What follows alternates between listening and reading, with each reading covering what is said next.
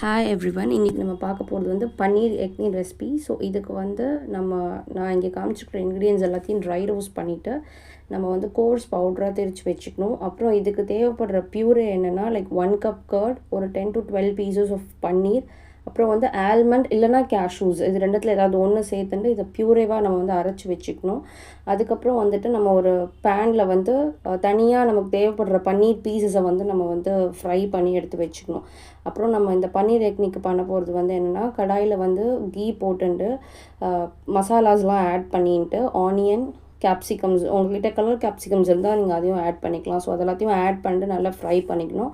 Meanwhile ginger garlic பேஸ்ட்டும் அதில் போட்டு நல்லா ஆட் பண்ணிவிட்டு ஃப்ரை பண்ணிக்கணும். ஸோ இது வந்து ஒரு 10 to 15 minutes ஆகும் ரா ஸ்மெல் போகிறதுக்கு.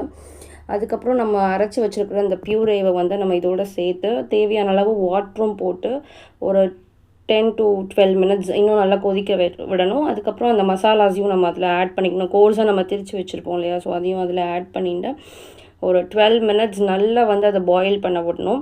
அதுக்கப்புறம் நம்ம ரோஸ்ட் பண்ணி வச்சுருக்கிற பன்னீர், ஸோ அதையும் அதில் போட்டு நல்லா கொதிக்க விட்டு ஒரு திக் பேஸ்ட் வர அளவுக்கு நம்ம வந்து அதை நல்லா பாயில் பண்ண விடணும்.